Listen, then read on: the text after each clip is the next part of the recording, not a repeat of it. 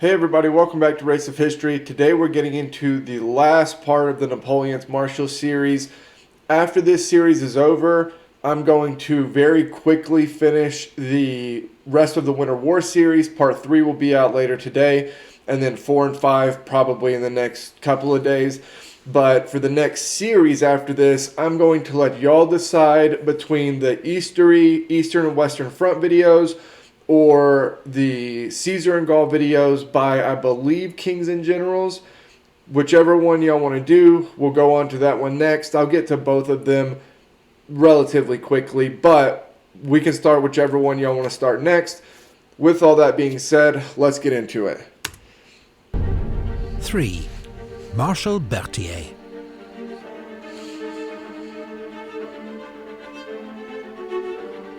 Louis-Alexandre Berthier was born at Versailles, 10 miles from Paris. His mother served at the palace as a chambermaid to the future Louis XVIII. His father was a colonel in the Topographical Engineers, a specialist corps of military surveyors. Berthier followed in his father's footsteps, joining the Topographical Engineers aged just 13, and was commissioned lieutenant at 17. He proved a talented and diligent staff officer.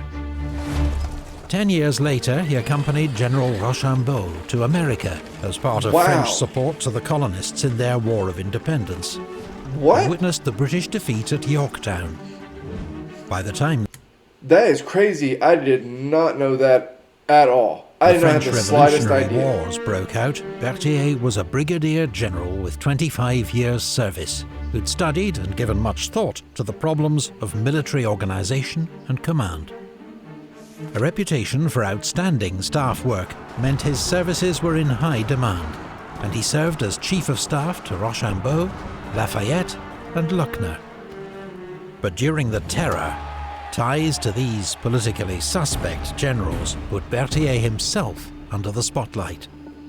He was stripped of his rank and not officially reinstated until 1795, when he became Chief of Staff of the Army of Italy. A Chief of Staff led the Staff Section, which was responsible for turning the general's orders into action, by drafting written instructions which were sent out by courier, as well as every aspect of army administration, ensuring efficient movement and supply, and collating reports on the enemy, terrain, roads, and anything else that might affect operations. Okay, so in the modern day, it's a lot easier to kind of think of how logistics works because all we deal with is technology, right? So it's like, okay, well, you put spreadsheets together and all this stuff is done on a computer and it's all data, right? It is astounding to me how this was done pre-computers, right? Because you're talking about moving, it depends on the army, but you think about like a football stadium. In Europe, a football stadium.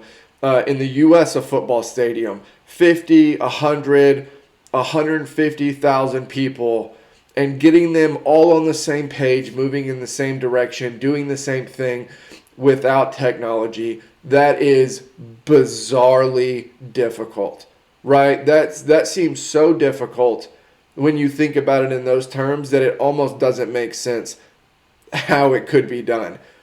But history tells us that guys that are really good with this administration stuff, they're able to do it almost flawlessly all the way through their careers. Berthier, building on recent trends in French staff practice, now developed his own comprehensive staff organization. He established 3 sections. His personal office or cabinet, mostly skilled civilian clerks who handled troop movements, transcribed orders, filed reports, and collated intelligence on enemy forces. His private military staff, made up of aides-de-camp, liaison officers and couriers. And the general staff itself, headed by the First Assistant Major General, also divided into 3 sections. The first dealt with additional troop movements, plus auxiliary services such as hospitals, military policing, prisoners of war, and security of supply lines. The second section organised the army's camps and billets. The third section was the topographical section, responsible for maps and reconnaissance. The general structure of Berthier's system changed little over the next 18 years and proved uniquely effective at handling the challenges posed by a new era of European warfare. And that is really saying something, because this is a time period where warfare is changing very, very quickly. You know, it's much easier to see it a little bit later than this, but at this period, it is changing very quickly. The American Civil War period is changing very quickly. This is a time where new technology, new everything is moving so quickly that what in the heck is going on? Anyway, new technology and stuff is moving so quickly that it is, it's almost impossible for the logistics side of everything to keep up. Its chief beneficiary would be the Army of Italy's new commander, Napoleon Bonaparte. Napoleon also discovered that his chief of staff possessed immense personal qualities, a heroic capacity for work, meticulous memory and attention to detail, and devotion to duty and discipline. Crucially, he had a gift for turning Napoleon's verbal, sometimes vague, commandments into clear, concise written orders that made sense to his officers and later marshals. Napoleon and Berthier established a highly effective working relationship that would last until 1814. It relied on Berthier's complete acceptance of his subordinate role. He played no part in devising strategy and never challenged or contradicted Napoleon except on points of logistical detail. When a friend queried his devotion to Napoleon, who was an extremely demanding and short-tempered boss, Berthier replied, "Remember that one day it will be a fine thing to be second to Bonaparte." Yeah? Berthier's hard work and brilliant staff system underpinned all Napoleon's successes in Italy and beyond. They spent so much time together, Berthier was nicknamed Napoleon's wife. He was personally brave too, leading an attack at Lodi and a cavalry charge at Rivoli. But his genius was for staff work and administration, not army command, as he well knew. When he briefly inherited command of the Army of Italy in 1797, he begged Napoleon to return as soon as possible to take over. Berthier played a crucial role in planning Napoleon's Egyptian expedition of 1798, and masterminded his famous crossing of the Alps in 1800, which saw French troops advance almost 100 miles through the mountains in just 8 days. The same year, Napoleon made Berthier Minister of War, putting him in charge of all French military administration.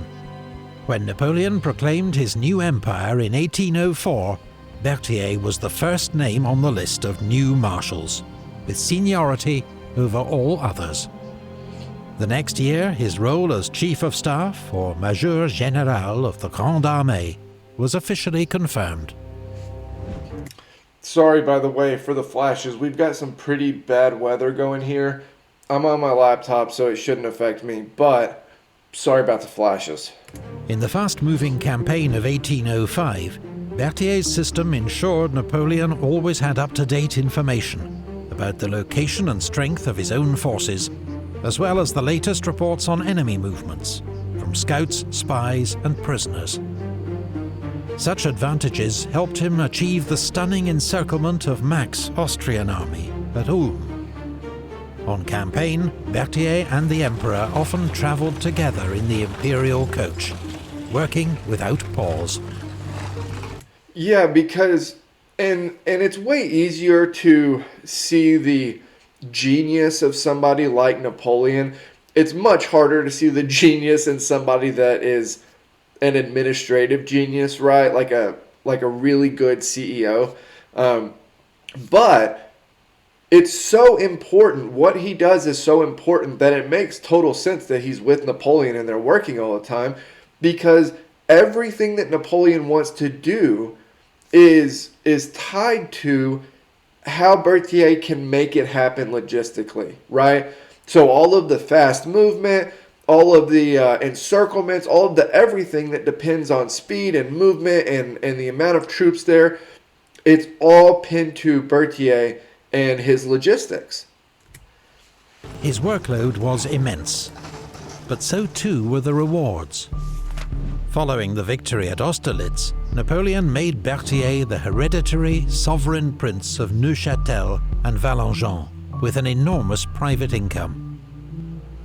Over the course of Napoleon's reign, he received endowments worth more than 1 million francs per year from the emperor, Wow. more than any other marshal. Yet Berthier remained a liability as a field commander. In 1809, Napoleon put him in temporary command of the army of Germany. When Archduke Charles made a bold advance into... Why is he making him and using him as a field commander? That's not his job, and losing him in the field would be so costly. Like, you have enough marshals that love to just like slam their head into an oncoming offensive. Why put the guy who literally ties your army together out there? Somebody tell me what the reason for this was. Was there nobody else in the vicinity that could take the position at the time? So he was just kind of in the place until somebody got there? Why did they not bring somebody else that actually commanded on the field to do it? What was the thought process here? Because it seems like an incredibly risky move. To Bavaria, Berthier's response was hesitant and muddled, and nearly led to Marshal Davout's corps being encircled. Only Napoleon's arrival averted disaster. Returning to his usual role as Chief of Staff, Berthier once more proved his exceptional talents, coordinating the movement of 200,000 men and paving the way for the Emperor's victory at Wagram. The title Prince of Wagram was added to his honours. The invasion of Russia in 1812 was a test like no other for Marshal Berthier and his staff. It required coordinating the movement of 500,000 troops, the biggest army ever seen in Europe, across a 400-mile front. "A simple private is happier than I," Berthier complained. "I am being killed by all this work." That doesn't even really make sense to me. Like how, and I know Russia ends up being a disaster, but how would you even start going about coordinating 500,000 men across a 400-mile front? Like, that almost like doesn't fit in my brain how you could even make that work. By August, it was clear the Grande Armée's supply lines were at breaking point, and Berthier was among those who tried to persuade Napoleon to halt the advance at Smolensk. He was ignored.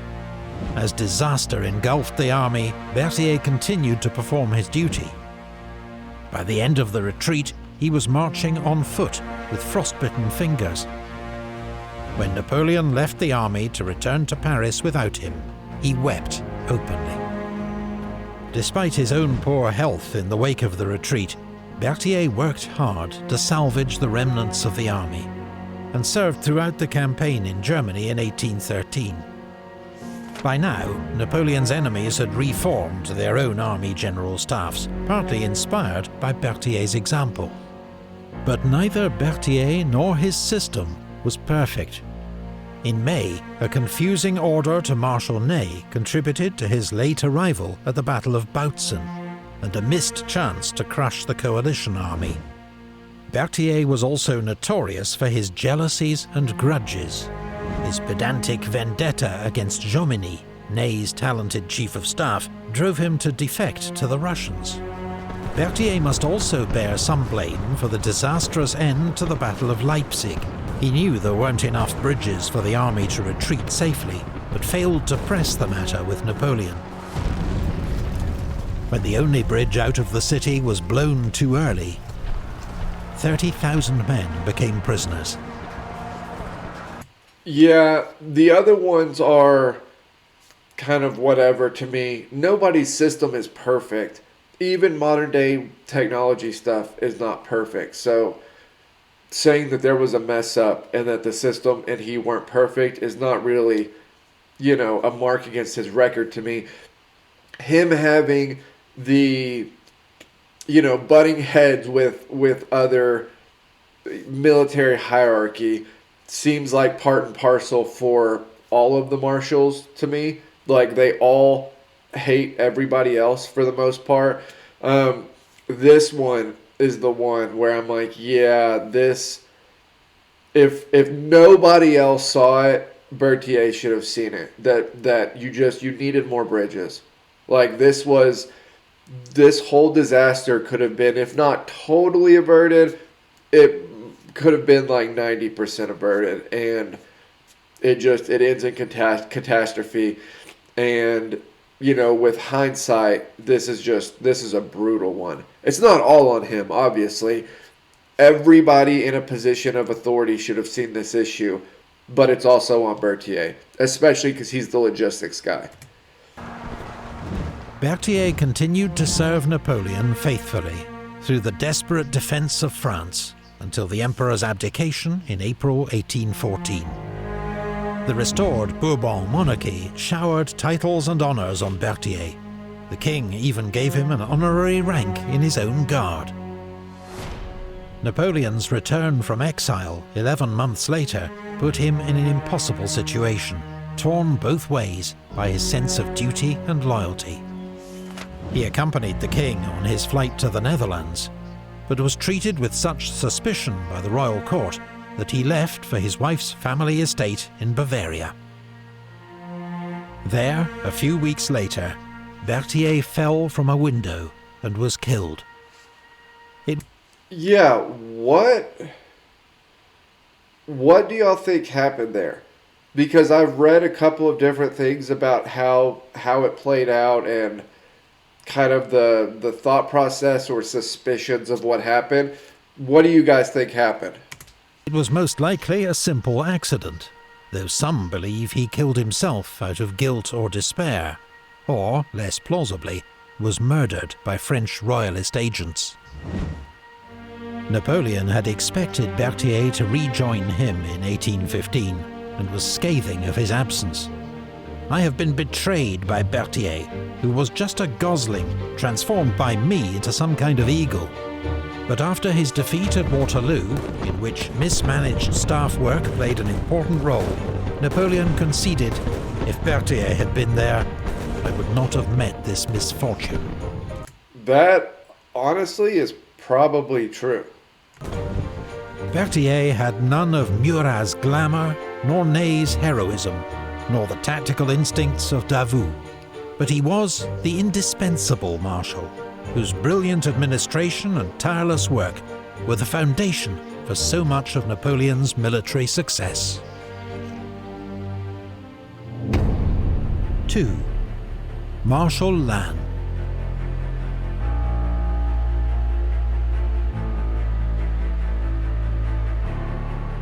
Jean Lannes was a farmer's son from Gascony, who quit his job as a dyer's apprentice to join the local volunteer battalion in 1792.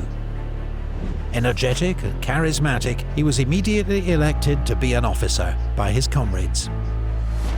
The unit was sent to fight the Spanish on the Eastern Pyrenees front, where Lannes proved a brave and active officer. He distinguished himself in several actions and was promoted to command the regiment. Lannes was then transferred to Italy as part of General Augereau's division, where his bold, aggressive leadership won praise from General Massena, and then a dago from General Bonaparte himself, who rewarded Lannes with command of a grenadier brigade in the army's advance guard. A month later, at the Battle of Lodi, Colonel Lannes was first across the river, leaping off the bridge and wading ashore under enemy fire. At the Battle of Arcolay, he was wounded twice, but when he heard the French were retreating, he left the dressing station to lead a fresh attack, which probably saved Napoleon from capture or worse. Napoleon later presented the flag he'd waved at the battle to Lannes, and a special bond was formed between them, based on mutual respect and loyalty. Lannes was promoted to Brigadier General, and in 1798 joined Napoleon's expedition to Egypt. He played a prominent role in the campaign, helping to suppress the revolt in Cairo and leading the assaults on Jaffa and Acre, where he was shot in the neck and only saved from certain death by his men, who carried him back to safety. At the Battle of Abu Qir, Lannes' infantry worked with Murat's cavalry to inflict a crushing defeat on the Ottoman army. While recovering from his latest wounds in this battle, Lannes received painful news from home. His wife had given birth to another man's child. Yikes. He returned to France with Napoleon in October, and divorced his wife not long after. When Napoleon staged his coup of 18 Brumaire, Lannes helped to ensure the army's loyalty. The next spring, Napoleon's army marched over the Alps into Italy. Lannes' vanguard led the way, and at Montebello encountered an Austrian force that outnumbered it 2-1. Lannes was able to win a brilliant victory thanks to crucial support from General Victor. Just 5 days later, his division played a key role in Napoleon's great victory at Marengo. Lannes never forgot a favour. He and Victor remained firm friends. But he also never forgot a grudge, was notoriously short-fused, and quick to perceive an insult. In 1800, Lannes remarried to Louise Antoinette Guernuc, daughter of a senator, with whom he'd have 5 children. He was also appointed commander of Napoleon's consular guard, but he was dismissed after General Bessières helped expose his mismanagement of the budget, for which Lannes never forgave him. In semi-disgrace, Lannes was sent as ambassador to Portugal, a short, eventful spell in which, against expectation, his soldierly manner won over Portugal's Prince Regent. By 1804, it was clear that all was forgiven. Lannes received news that he'd been made a Marshal of the new French Empire, and orders to return to Paris for Napoleon's coronation. The following year, he took command of 5th Corps of the Grande Armée, forming the vanguard for the advance against the Austrian army in Bavaria. Lannes had to work closely with Marshal Murat, a bitter rival since a falling out in Egypt, but they put their differences aside. Together, they bluffed an Austrian commander into surrendering a vital Danube bridge by persuading him that an armistice had been signed. At one point, Lannes even snatched the fuse from a soldier's hand as he prepared to light the explosive charges. The day before the Battle of Austerlitz, Lannes' quick temper got the better of him. He demanded to fight a duel with Marshal Soult, who in his eyes had made him look foolish in front of the Emperor. Soult ignored the challenge.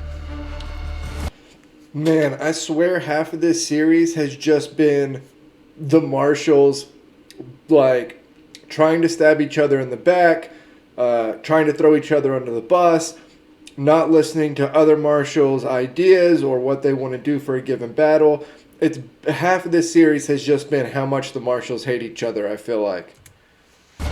In the battle that followed, Lannes' 5th Corps held the left flank against Bagration's attacks, later pushing forward with the cavalry to help take 7,000 Russian prisoners. After the battle, Lannes was infuriated that Soult, and not he, was singled out for praise by the Emperor. Within days, Lannes had resigned his command and returned to France. In 1806, with tempers cooled, Napoleon summoned Lannes to rejoin the army for the war with Prussia. Back in command of 5th Corps, Lannes was as active, aggressive and brilliant as ever. At Saalfeld, he fought the first major combat of the war, routing a Prussian division commanded by Prince Louis Ferdinand. 4 days later, at Jena, Lannes opened the main French attack at dawn, with General Suchet's division in the lead. For 6 hours, his troops were engaged in furious fighting for the villages on the plateau. until finally the Prussian resistance was broken. By December, the war had moved into Poland. Lannes attacked a larger Russian force at Pt.6, but it was a bloody, indecisive affair. Wounds and fever then forced him to convalesce in Warsaw, and so miss the Battle of Eylau. That spring, Lannes resumed command of the advance guard, as Napoleon sought out Bennigsen's Russian army, hoping to force a decisive battle.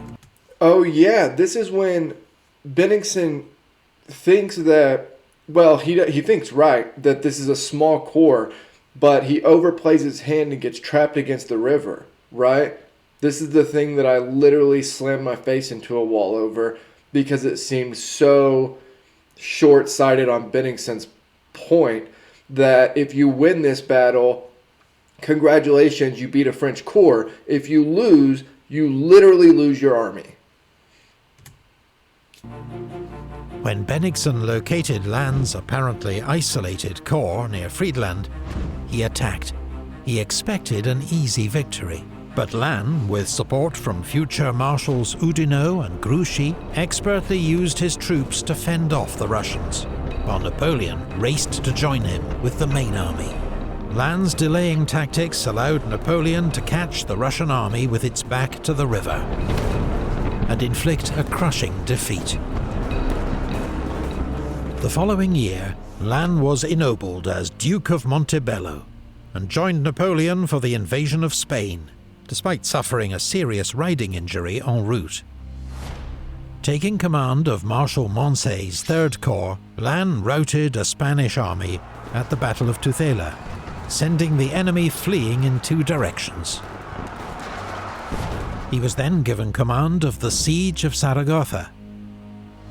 Spanish soldiers and civilians defended the city with legendary courage, but Lannes' leadership and methodical house-by-house approach ensured ultimate victory at a high price. Even Lannes was left shaken by the savagery of the fighting, writing to Napoleon, "Sire, this is a horrifying war." I feel like maybe that should have been a red flag, that this is not the droid you're looking for. Like, you don't have to be involved in Spain.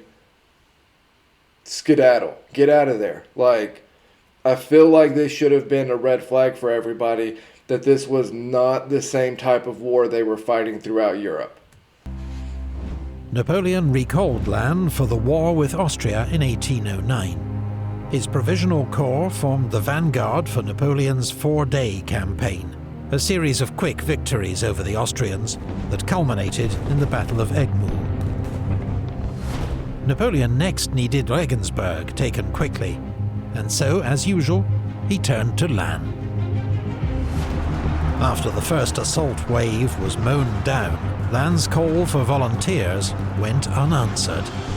Furious, he picked up a scaling ladder and shouted, "I'll show you that before I was a marshal, I was a grenadier, and still am." As he rushed forward, his aides grabbed the ladder from him, reorganized the men, and led a successful attack. After occupying Vienna, Napoleon ordered his army to cross the Danube in pursuit of the Austrians. Marshals Lannes and Massena led the way across improvised bridges, supported by Marshal Bessieres' cavalry. And then this is where Napoleon returns the favor, entrapping himself against the river. It was soon clear that Napoleon had miscalculated, and that they faced not just an Austrian rearguard, but the full might of Archduke Charles's army. See, this is what I mean when I say over and over in the series that it bothers me, because I feel like there's initiative to be taken in certain spots that if the coalition had done it, it could change the war. But they don't ever do it until the war is basically at an end. This is one of those situations where I feel like, man, this could have been devastating for Napoleon, and it ended up not being. Massena held the village of Aspern, while Lannes organized the defense of Essling. But desperately needed reinforcements and ammunition were held up, as the Austrians floated obstacles downriver to smash the fragile bridges. Lannes' old rival, Marshal Bessières, was placed under his temporary command. Lannes sent repeated orders for him to charge the enemy, in language that verged on an accusation of cowardice, and that evening the two marshals nearly came to blows. The next day, Lannes' corps led an attack on the Austrian centre, but was driven back by the weight of enemy fire. The French-held villages were under constant, pulverizing bombardment. Around 4 p.m, Lannes' old friend, General Pouzet, was hit by a cannonball and killed in front of him. Lannes, badly shaken, walked off to sit alone for a moment, when a cannonball skipped along the ground and smashed both his legs. Lannes was carried to the rear and placed in the care of the Grande Armée's most famous surgeon, Baron Larrey. I feel like Napoleon's letter is not purposefully harsh. His letter to, I believe, Lannes' widow and surviving children, he's not purposefully trying to be harsh, but I feel like it's one of those things that would come across callous, almost. Because he's like, I understand your pain, but I'm in the same sort of pain. And they're like, well, we lost a husband and a father, and you lost a soldier. But, I mean, like I said, I don't think it was purposeful, but I think it very easily could have come across as Napoleon kind of being a dick. Larrey quickly decided that he must amputate one leg. The operation went well, but the wound became infected, and Lannes died 9 days later. Napoleon, who had visited Lannes every day, wept at news of his death. What a loss for France, and for me. Then he wrote to Lannes' wife, "The Marshal has died this morning of the wounds he received on the field of honour. My pain equals yours. I lost the most distinguished general in my army and a companion in arms for 16 years, whom I considered my best friend." Marshal Lannes' death was a great blow to Napoleon and the army. He had proved himself an outstanding commander. By the way, I know he was trying to be nice there. I feel like that would bother me if I was one of his kids. As brave as Ney, with the military mind of Soult, the marshal who led Napoleon's vanguard in 4 of his greatest campaigns. His remarkable soldiering skills would be sorely missed by the Emperor in the challenging years that lay ahead. 1. Marshal Davout. Here we go. Louis-Nicolas Davout was born into a noble family from Burgundy, with a tradition of military service that went back to the Crusades. At 15, he was sent to the military school in Paris, just missing a young Napoleon Bonaparte, who'd graduated a few weeks before. In 1788, Davout was commissioned into the Royal Champagne Cavalry Regiment, but within a year, his vocal support for the French Revolution had got him into deep trouble. He was forced to resign his commission and spent 6 weeks in prison. In 1791, Davout joined a local volunteer battalion and was elected its deputy commander. The next year, France was at war with Austria and Prussia, and Davout soon proved himself a brave, highly organized and energetic officer. He also won praise for attempting to prevent his commanding officer, General Dumouriez, defecting to the Austrians, though he was not successful. The incident did speed Davout's promotion to brigadier general. But the revolution was now entering its most extreme phase. A new law barred ex-aristocrats from the army, and Davout had to resign his commission once more. A year passed before he was reinstated, with command of a cavalry brigade in the army of the Moselle. He led a series of daring operations against the Austrians, winning particular praise from General Desaix, who became a close friend. In 1798, Desaix introduced Davout to his friend, General Bonaparte. Napoleon was not at first impressed, Davout was aloof, untidy and awkward. Napoleon even described him as a damn brute. But he did trust Desaix's judgment, and gave Davout a command in his army bound for Egypt. It was a tough campaign for Davout, who caught dysentery in Cairo, but he further demonstrated his military skill, winning a series of skirmishes on Desaix's expedition into Upper Egypt, and later leading a successful assault on the town of Abu Qir. Soon after their return to France, General Desaix was killed at the Battle of Marengo, robbing Davout of a close friend and patron. However, Napoleon had been won over by Davout's performance in Egypt. He now promoted him General of Division and appointed him Inspector General of Cavalry. Napoleon also encouraged Davout to marry Amy Leclerc, Pauline Bonaparte's sister-in-law, bringing Davout within the first consul's extended family. There's a lot more of those than I thought. A lot more of the marshals that were in the extended family of Napoleon. It proved a loving marriage and a great source of strength to Davout in the years ahead. In 1803, Davout was given command of the camp of Bruges, where troops were preparing for the invasion of England.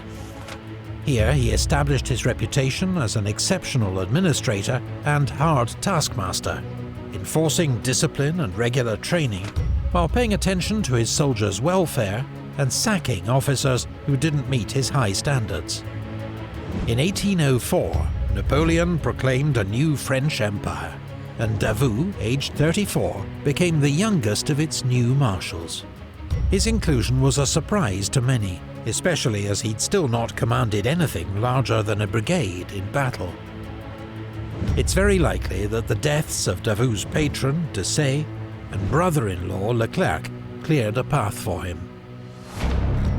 The next year, Davout's troops became 3rd Corps of the Grande Armée and marched east to take on the Third Coalition.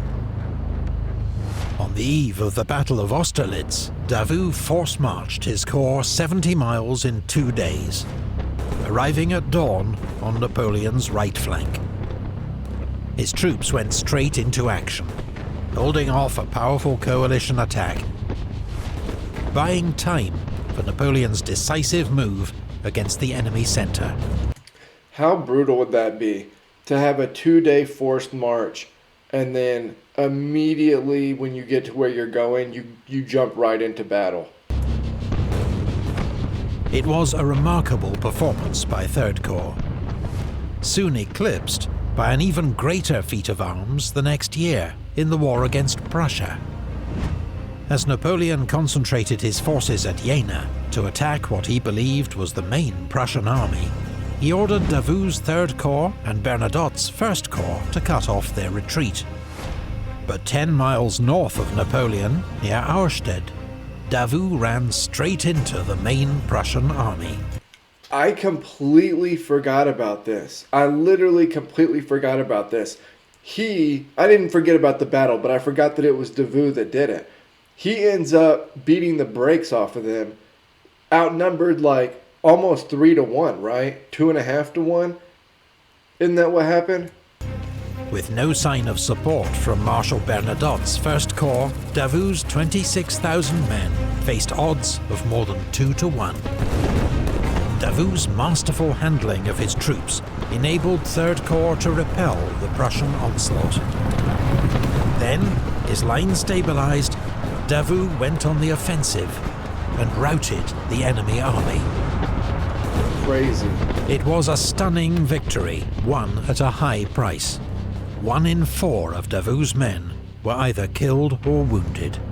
Yeah, but geez, you're lucky to survive that at all and not just get totally wiped off the field. And not only did you hold your ground, you ended up routing the enemy army. That is wild. When Napoleon heard the first report, he was incredulous. "Your marshal must have been seeing double," he told his aide-de-camp, making a joke of Davout's spectacle wearing. When the report was confirmed, he sent a message back to Davout. "Tell the marshal that he, his generals and his troops have gained everlasting claims on my gratitude." He later gave 3rd Corps the honour of being the first troops to enter Berlin. The next year, at Eylau, Davout's corps again played a pivotal role, trying to turn the Russian flank. When his men were driven back, Davout rallied them, shouting, "The cowards will die in Siberia, the brave will die on the field of honour." This time, 3rd Corps could not break through, but its tenacity helped persuade the Russians to retreat that night. Following the peace treaty of Tilsit, Davout became Governor-General of the new Duchy of Warsaw, where he oversaw the recruitment and training of Polish troops. In 1808, he was ennobled as Duke of Auerstedt. But for all his military prowess, Davout was not a popular figure. Notoriously tough, his troops respected rather than loved him, while several marshals were irritated by his air of superiority and blunt manner. In 1809, with war looming with Austria, Davout rejoined 3rd Corps at Regensburg. When Archduke Charles advanced into Bavaria, the army's temporary commander, Marshal Berthier, nearly left Davout to be cut off. As soon as Napoleon arrived, he ordered Davout to withdraw. It was almost too late, but with immense skill, Davout and 3rd Corps were able to fight their way clear and rejoin the army. Davout played a major part in the counter-offensive that followed, known as the 4-Day Campaign, pinning Austrian forces at Egmul, until Napoleon arrived to deliver the decisive blow. A month later, at the Battle of Aspern, Davout and 3rd Corps never made it across the river. The Marshals' role was limited to trying to sort out the crisis at the bridges, until the French were forced to withdraw. When the army crossed the Danube again 6 weeks later, Davout was in his usual post on the right wing. Yeah, he turns them, right? On the first day of the Battle of Wagram, the Emperor criticized Davout for his slow attack. But the Iron Marshal, as he was now known, was saving his men for what he knew lay ahead. The next day, Davout's troops fought off a major Austrian dawn assault, then launched their own attack, gradually driving in the enemy left flank, helping to make Austrian retreat inevitable. Davout and his corps had emerged from another major campaign as heroes. The grateful Napoleon bestowed on him a new title, Prince of Egmul. For a few years there was peace in Central Europe. Davout spent most of it in Hamburg, in his new role as Governor-General of the Hanseatic cities, cracking down on corruption and illegal trade with Britain. In 1812, Napoleon entrusted him with the enormous task of organizing the Grande Armée for the invasion of Russia. Davout's 1st Corps alone was 72,000 strong, as big as Napoleon's entire army at Austerlitz. When it crossed the Niemen River in June, its troops were so well turned out that one observer compared them to the Imperial Guard itself. Davout's giant corps was the spear tip of Napoleon's invasion. He mauled Bagration's 2nd Army at Saltanovka, but could not prevent its escape. 3 weeks later, his troops were in the thick of the fighting at Smolensk. But Davout's lack of allies among the other marshals began to show.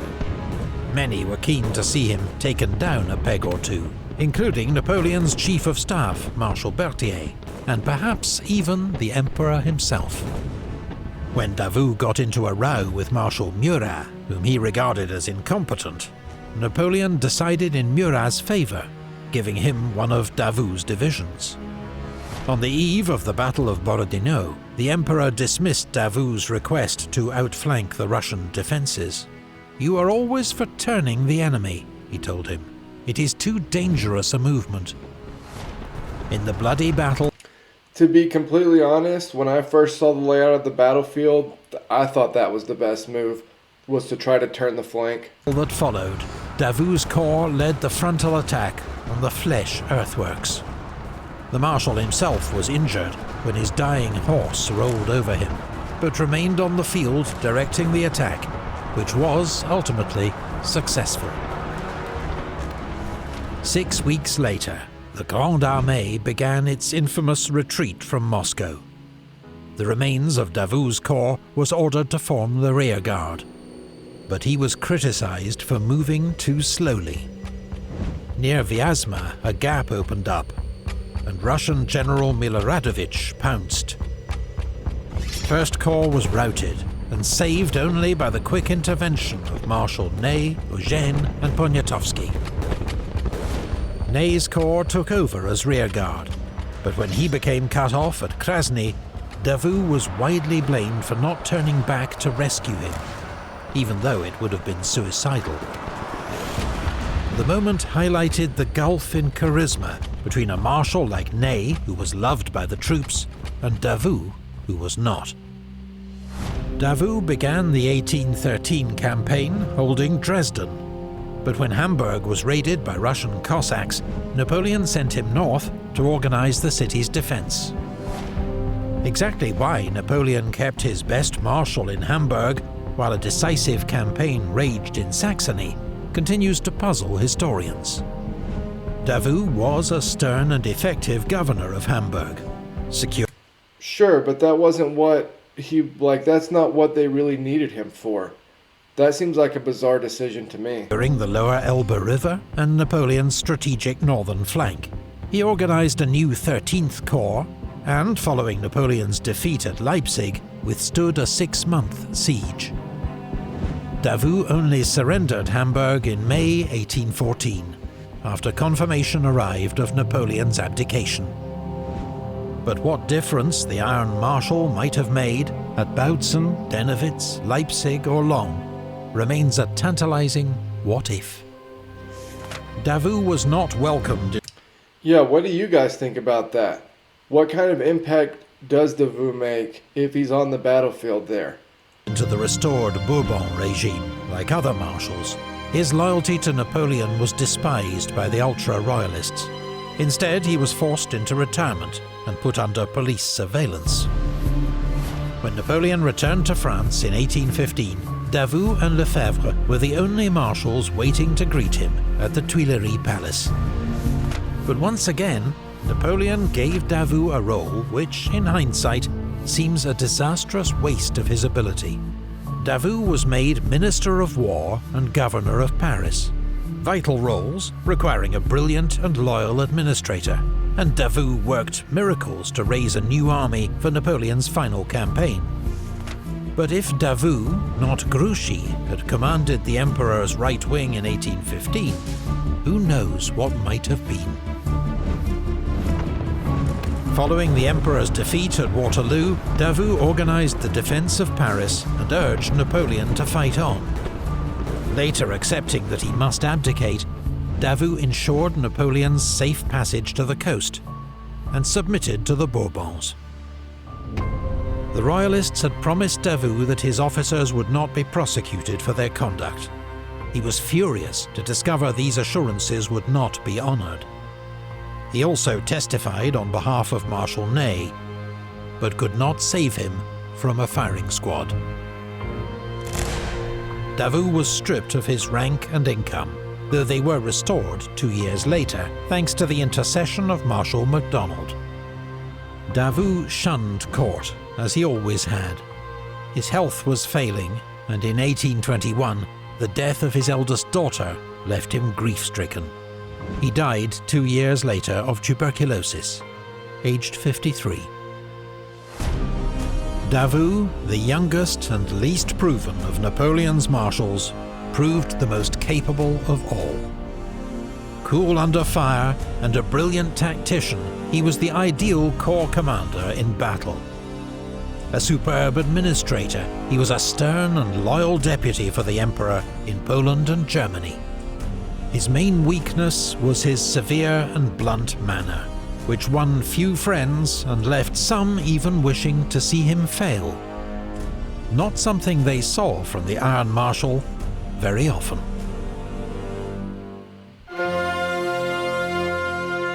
So concludes our ranking of Napoleon's marshals. 26 dramatic lives that reflect a tumultuous age. Products of a military meritocracy forged in the French Revolution. Skills honed by 2 decades of war.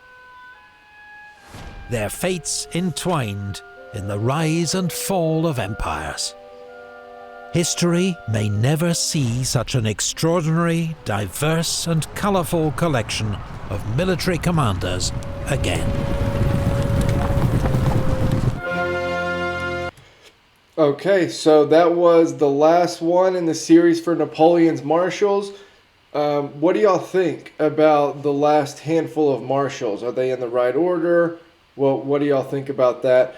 Also, let me know on which direction for the 2 series that we're going to be going next.